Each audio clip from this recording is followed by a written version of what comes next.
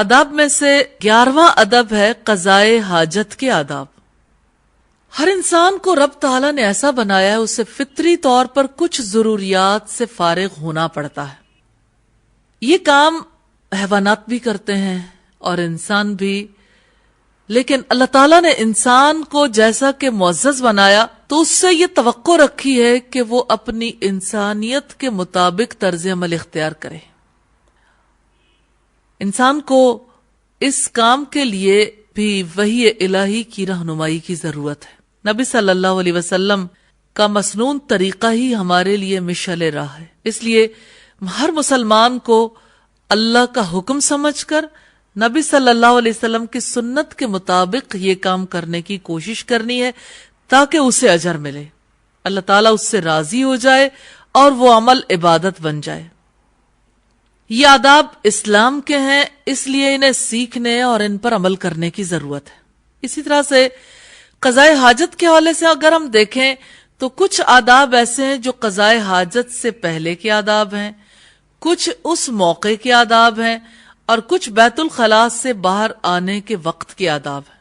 جہاں تک قضائے حاجت سے پہلے کے آداب ہیں، ان میں سے پہلی بات یہ کہ لوگوں سے دور جگہ تلاش کرنی چاہیے۔ اگر آپ کسی ایسی جگہ ہوں جہاں ٹوائلٹس موجود نہ ہوں اور اوپن ایئر اگر جانا ہے تو لوگوں سے دور ہٹ کے تلاش کرنی چاہیے۔ ترمذی کی 20 نمبر، ابن ماجہ کی 1331 نمبر روایت سے پتا چلتا ہے۔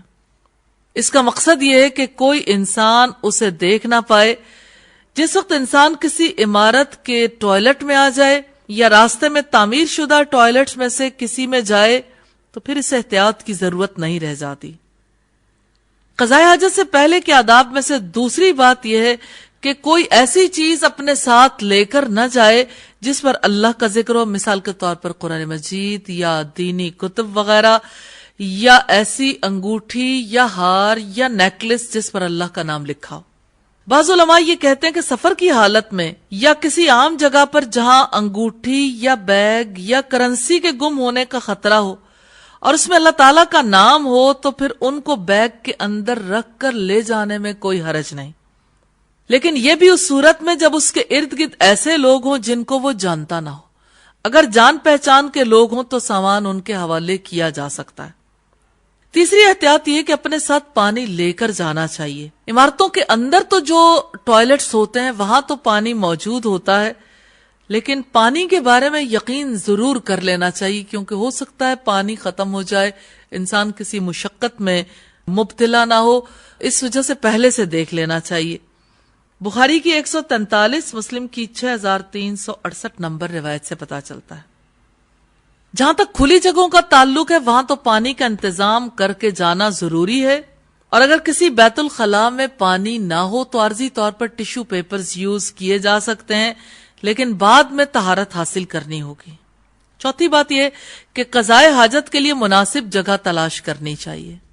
اگر کسی کھلی جگہ ضرورت پیش آئے تو ایسی جگہ تلاش کرنی چاہیے جو پیشاب کو جذب کرنے والی ہو۔ راستوں میں بنے ہوئے ٹوائلٹس کی صفائی اور طہارت کا انتظام کر کے انہیں استعمال کرنا چاہیے، کیونکہ بہت ساری بیماریاں لاحق ہو سکتی ہیں گندگی کی وجہ سے۔ جن جگہوں پر قضائے حاجت سے روکا گیا ان میں خاص طور پر سایہ دار جگہیں جہاں لوگ سردیوں میں دھوپ سینکنے کے لیے بیٹھتے ہوں، اسی طرح پانی کے گھاٹ یا پانی حاصل کرنے کی جگہ، ابو داؤد کی 26 نمبر روایت سے پتا چلتا ہے، اور غسل کرنے کی جگہ حوض، سوئمنگ پولز وغیرہ میں ضروریات سے فارغ نہیں ہونا چاہیے، ابن ماجہ کی 304 نمبر روایت سے پتا چلتا ہے۔ اسی طرح کھڑے پانی میں جو بہتا نہیں ضروریات سے فارغ نہیں ہونا چاہیے۔ مسلم کی روایت ہے 656 اور بخاری کی روایت ہے 239۔ مسجد کے دروازے یا اس کی دیوار کے پاس ضروریات سے فارغ نہیں ہونا چاہیے، یہ اللہ تعالیٰ کے گھر کی توہین ہے اور نمازیوں کے لیے اذیت کا باعث ہے، اس لیے اس سے بچنا چاہیے۔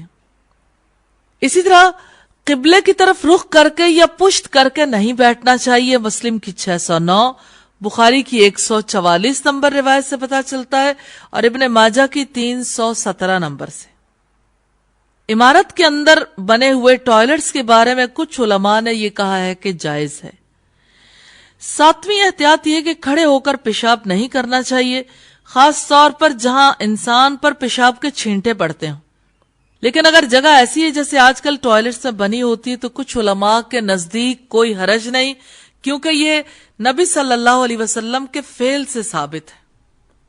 بخاری کی 226 اور مسلم کی 625 نمبر روایت سے پتا چلتا ہے۔ 8ویں بات یہ کہ کھلی جگہ میں کسی چیز کی آڑ لے لینی چاہیے، جیسے دیوار یا درخت وغیرہ کی، مسلم کی 774 نمبر روایت سے پتا چلتا ہے۔ یہ اس مقصد کے لیے تاکہ کسی کی نظر نہ پڑے۔ اور 9ویں بات یہ کہ بیت الخلاء میں داخل ہوتے وقت اللہ تعالیٰ کی پناہ لینی چاہیے، کیونکہ انسان کو ایسے مقامات پر اللہ تعالیٰ کی عافیت طلب کرنے کی زیادہ ضرورت ہوتی ہے جہاں جنات موجود ہوتے ہیں۔ رسول اللہ صلی اللہ علیہ وسلم جب بیت الخلاء میں داخل ہوتے تھے تو کہتے تھے اللہم انی اعوذ بک من الخبث والخبائث، اللہ میں پناہ مانگتا ہوں تیری ناپاک جنوں اور جننیوں سے۔ مسلم کی روایت ہے 831، بخاری کی 142 اور 6322 نمبر پر۔ اور 10ویں بات یہ کہ داخل ہوتے وقت بایاں پاؤں اندر رکھنا چاہیے، کیونکہ بیت الخلاء گندگی کا مقام ہے۔ تو یہ آداب تھے قضاء حاجت کے موقع سے پہلے کے، اور پھر ہم اب دیکھیں گے کہ قضاء حاجت کے موقع کے آداب کیا ہیں۔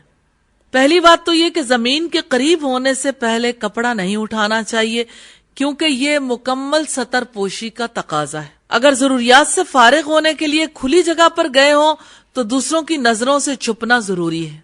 عمارتوں کے اندر بھی اس ادب کا خیال رکھنا چاہیے۔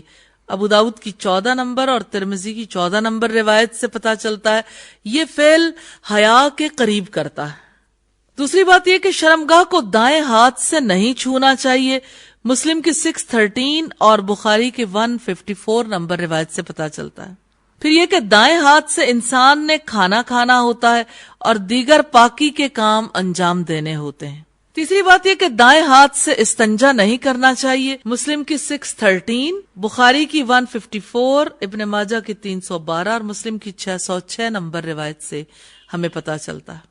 چوتھی بات یہ کہ ہڈی یا مینگنی سے استنجا کرنا منع ہے، کیونکہ وہ جنوں اور ان کے جانوروں کی خوراک ہے، مسلم کی 608 اور 1007 نمبر روایت سے پتا چلتا ہے، ترمذی کی 18 نمبر روایت سے۔ اور ایسی چیز سے بھی استنجا نہیں کرنا چاہیے جو دوسروں کے کام آ سکتی ہو، جیسے کاغذ یا کھانے کی کوئی چیز، کیونکہ نفع مند چیزوں کو ضائع کرنا یا خراب کرنا شرعاً حرام ہے۔ پانچویں بات یہ کہ اگر ڈھیلوں سے استنجا کر رہے ہوں اور 3 سے صفائی نہ ہو تو 5 استعمال کرنے چاہیے، ابو داؤد کی 41، ابن ماجہ کی 315 نمبر روایت سے پتا چلتا ہے۔ اور بڑی اہم بات یہ ہے کہ ڈھیلوں کی جگہ ٹیشو پیپرز وغیرہ استعمال ہو سکتے ہیں۔ چھٹی بات یہ کہ ڈھیلے اور پانی کا اکٹھا استعمال کرنا ہو تو پہلے ڈھیلے اور بعد میں پانی استعمال کرنا چاہیے۔ اگر کوئی شخص صرف ایک ہی چیز سے استنجا کرنا چاہے تو جائز ہے اور پانی بہتر ہے۔ بخاری کی روایت ہے 152 اور مسلم کی روایت ہے 620 نمبر پر اور ترمذی کی روایت 19 نمبر پر، ابو داؤد کی روایت 44 پہ، ابن ماجہ کی روایت 357 پہ۔ ساتویں بات یہ کہ جب تک انسان پوری طرح سے فارغ نہیں ہوتا اس کی غرض پوری نہیں ہوتی، اس لیے پوری طرح سے فارغ ہونا چاہیے۔ انسان کے جسم کا یہ حق ہے کہ وہ اسے سکون پہنچائے، اس لیے اسے یہ حق دینا چاہیے۔ آٹھویں بات یہ ہے کہ بیت الخلاء شیاطین کے گھر ہوتے ہیں، وہاں زیادہ دیر اور بغیر ضرورت کے ٹھہرنا درست نہیں ہے۔ انسان کو باہر نکلنے میں جلدی کرنی چاہیے۔ کتنے ہی لوگ ہیں جو بیت الخلاء میں میگزین، کتابیں اور اخبار بھی رکھتے ہیں تاکہ اس دوران وہ ساتھ ساتھ پڑھتے رہیں۔ یہ طریقہ کار جائز نہیں ہے، باہر نکلنے میں تاخیر نہیں کرنی چاہیے۔ اور نویں بات یہ کہ استنجا کرنے کے بعد ہاتھوں کو مکمل طور پر صاف کرنے اور بدبو دور کرنے کے لیے پاک کرنا چاہیے۔ ابن ماجہ کی روایت ہے 358، ابو داؤد کی روایت 45 نمبر پر ہے۔ اللہ تعالیٰ کا احسان ہے کہ اس نے ہماری پاکیزگی، صفائی اور سلامتی کے لیے کیسے کیسے احکامات دیے۔ استنجا کے بعد صابن یا ہینڈ واش سے ہاتھ دھوئے جا سکتے ہیں۔ اب ہم یہ دیکھیں گے کہ بیت الخلاء سے باہر آتے وقت کے آداب کیا ہیں۔ پہلا ادب یہ کہ باہر نکلتے ہوئے دایاں پاؤں پہلے نکالنا چاہیے، اور دوسرا یہ کہ باہر نکلتے ہوئے دعا پڑھنی چاہیے، غفرانک، اے اللہ میں تیری بخشش چاہتا ہوں۔ ابو داؤد کی 30 نمبر اور ترمذی کی 7 نمبر روایت سے پتا چلتا ہے۔ اور یہ استغفار اس وجہ سے ہے کہ اتنی دیر اللہ تعالیٰ کا ذکر نہ ہو پایا، اور اللہ تعالیٰ کی نعمت کے شکریہ میں کمی کی وجہ سے کہ اس نے ضروریات سے فارغ ہونے کے لیے آسانی کر دی۔ مسلمانوں کے لیے سنت بھی ہے کہ وہ بیت الخلاء سے باہر آتے ہوئے استغفار کریں۔ اللہ تعالیٰ کا احسان ہے، شکر ہے اس کی ذات کے لیے جس نے ہمیں یہ آداب سکھائے۔ اسی ارحم الراحمین سے دعا ہے کہ ہمیں ان آداب کو اپنانے کی توفیق عطا فرمائے، آمین۔